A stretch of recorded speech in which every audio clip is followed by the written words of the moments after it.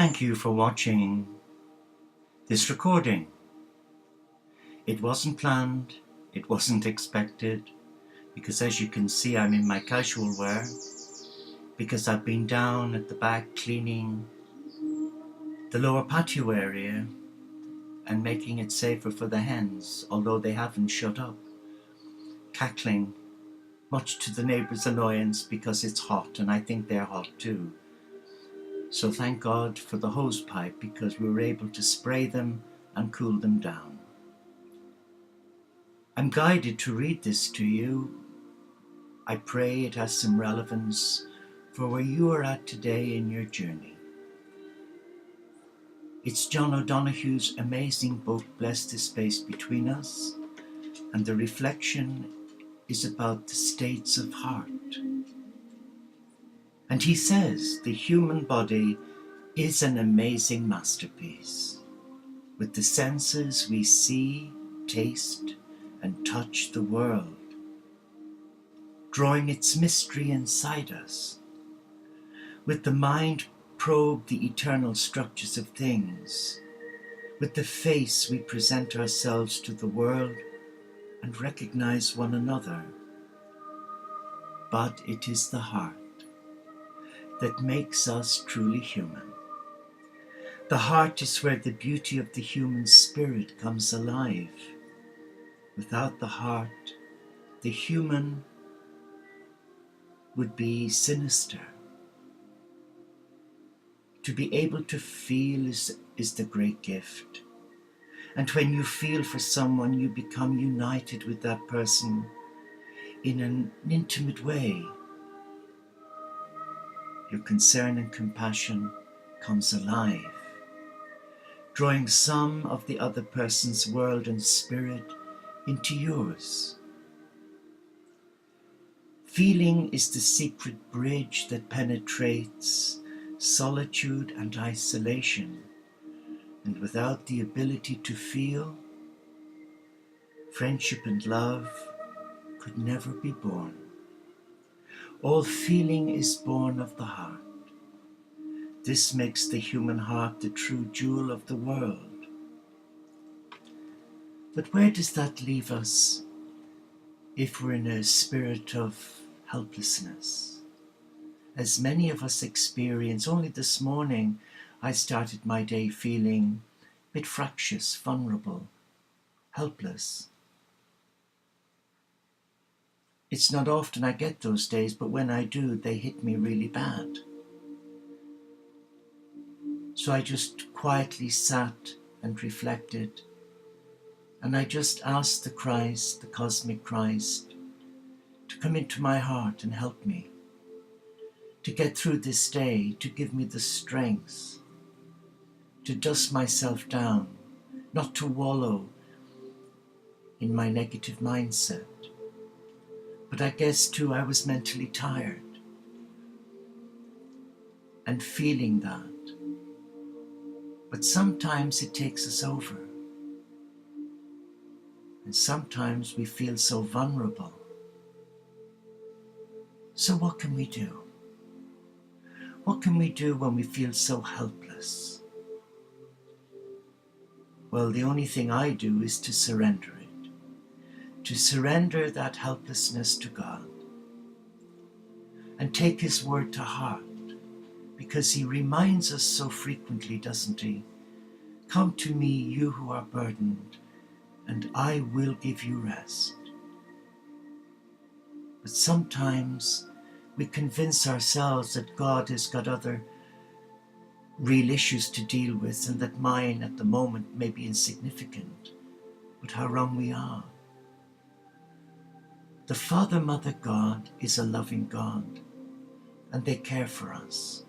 And I discovered that mid-morning when I took the dogs out for a walk along my favorite walk, where they drilled between the rocks to create a single railway line track 50 years ago, to transfer rubble, maybe stone and lime from the quarry, to the estuary to one of the ships that would have been waiting for it.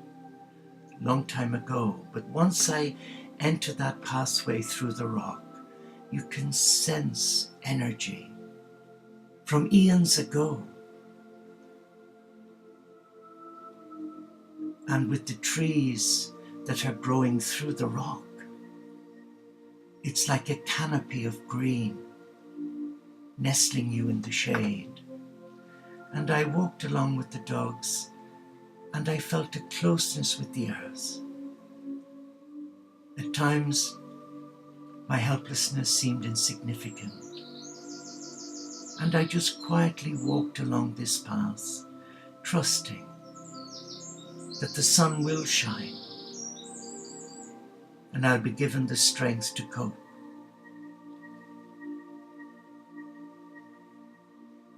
Is that where you are? Finding difficulty in coping with life?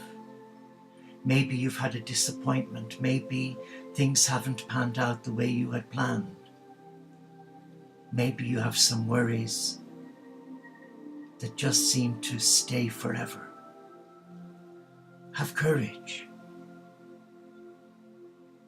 And I recommend this simple do-it-yourself tool that will help you. Name the issue. Name it. Then bless it because it's yours. And surrender it. Surrender it to our loving God. And conclude with an act of gratitude. In a spirit of mindfulness, just say, thank you, God, for releasing me of this burden, this worry or fear, and giving me the strength to soldier on. It's simple. It sounds simple enough, but for some it takes a lot of courage to ask God for help, because they feel that God expects them to work through it. Well, He does, but He doesn't want us to bang our head against a brick wall. So how do we know? Well, I can only speak for myself, but when I discover that my resources are limited and not limitless, and I feel I'm not going forward, I'm sort of, for every 2 steps forward, I'm taking 3 backwards. I'm losing. I'm not winning. And it's then when I sense the helplessness and hand it over. But today, many of us fall prey to the games and the trickery of the mind. The ego often kicks in and says, oh, don't be a fool, don't be stupid, you can do it. Don't bother asking God. God is far too busy for you. It's as if to put you down. But we have to be discerning. And we have to remember that when we open our heart to the light of God's love, we also attract other energies that seek to take us off our paths. They've done that with me several times when I was younger. But now, the one thing that I know is for real in me is that the day I surrendered my heart to God and took my vows for life and the vow of enclosure, it wasn't that I was running away. I wanted to set myself free. Free to be loved by God and free to fall in love with God. And why Franciscan spirituality? Because it resonates. Because Francis had such a love for the earth. He had a respect for the earth. He had a respect for everything that God had created for man and woman's enjoyment. And here where I live, in this beautiful part of the South Lakes, in a sleepy little village, I'm surrounded by beauty. the woodlands, my favourite cloistered walk through the rocks, the sunsets over Morecambe Bay. I thank God every day for the privilege of being able to live in this beautiful spot. I do not take it for granted. In fact, I have to pinch myself that it's really me and that I'm really here and that I'm not in some fantasy dream. But you know, the Father, Mother, God has a dream for each one of us, that we find who we are, that we embrace the divine within us,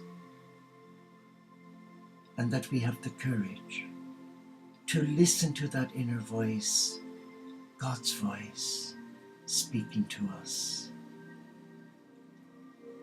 And there's times when we blot out that voice, when we allow fear, anxiety, stress, rape our divinity, leaving us so wounded, disorientated, fractious, irritable, despondent, maybe depressed.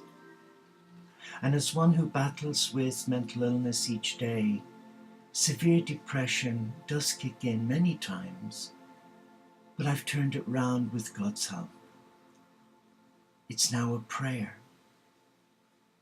It's a prayer of love, thanking God for another new day. And when situations get really bad, and I don't seem to have the energy to focus on the simplest of chores, I just rest a while. And I ask Christ, the physician of my soul, to take me to his etheric retreat and there minister his love to me. And I wake up refreshed, and I know he's touched me. He wants wellness for all his children. He doesn't want to punish us. He wants to reach out and touch us and fill us with his love and take care of us. But so many today, their prayer is, Lord, do for me what you will, but as long as it's my own will. Or I want prayers answered my way. It's not easy, this faith journey. It's not easy when you put obstacles before God and insist on your own will, or that your worry, your fear and anxiety just destroy your equilibrium of peace and balance. Sometimes God has to take a radical step, like the surgeon using a scalpel to get into deep layers of fat to get to the gallbladder. And sometimes it hurts. But if we truly surrender our heart to God, we have to trust God and not play God. And for me, being a Franciscan, I guess nature, being the cathedral of God, is a great antidepressant, don't you think? It lifts your spirits when you're sat by the flowers, when you're watching the bumblebees and the honeybees looking for nectar, when you hear the birds sing. And only the other morning at 3 o'clock, when I let the dogs out at the side of the house, there was a beautiful little creature. Yeah, little field mouse.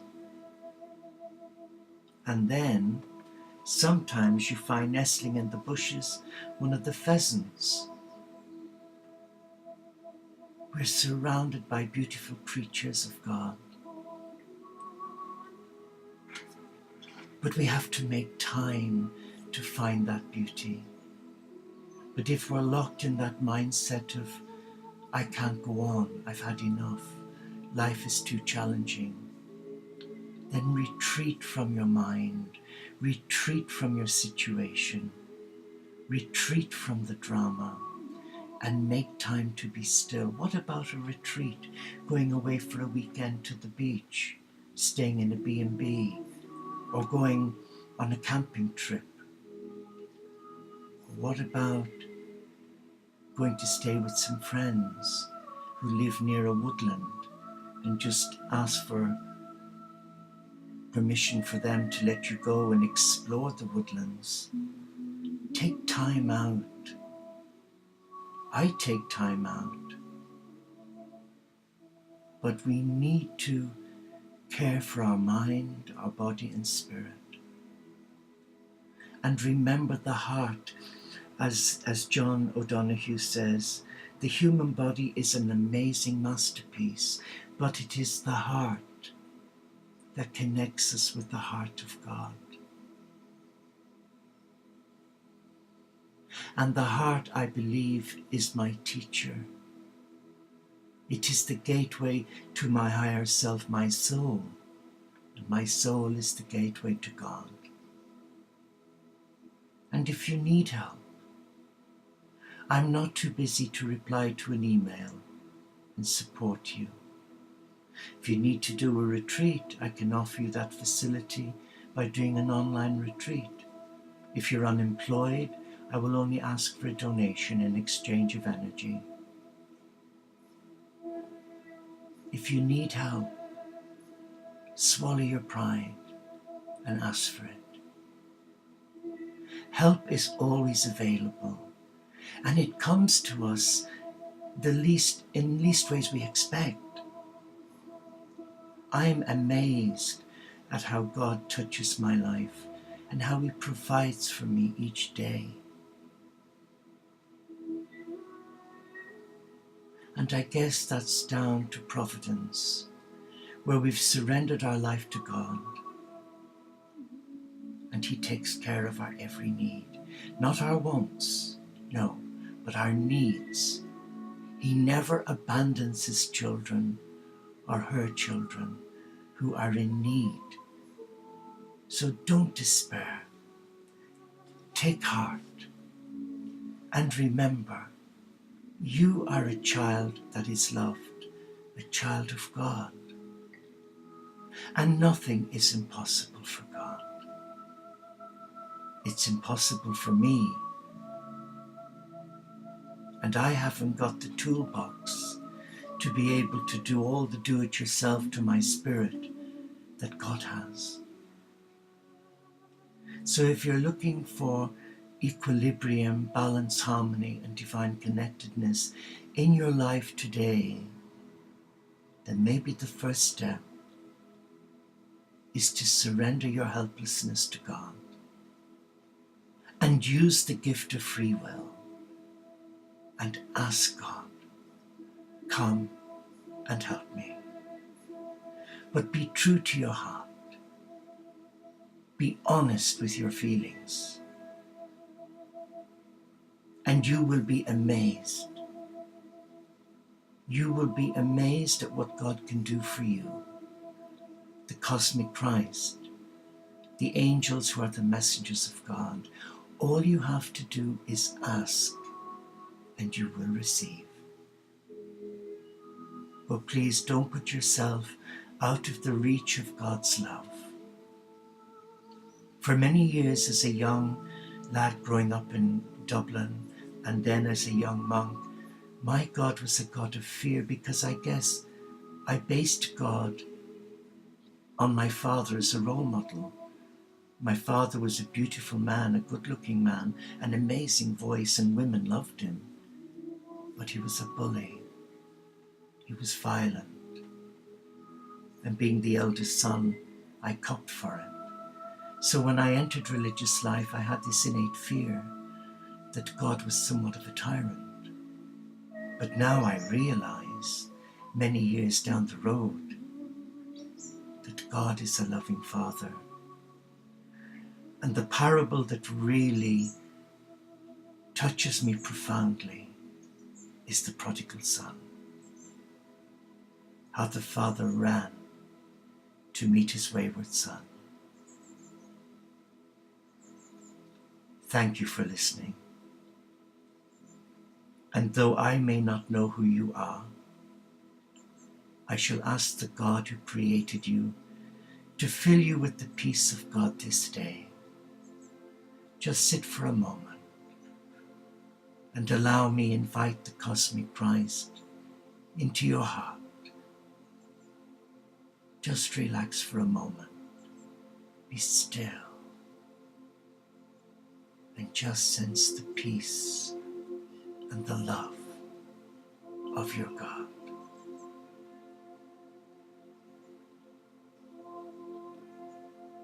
And now the healing touch of the cosmic Christ, who cares for you, who loves you, and who desires your wellness and wholeness. Let him touch you now and fill you with his peace. Thank you. God bless you.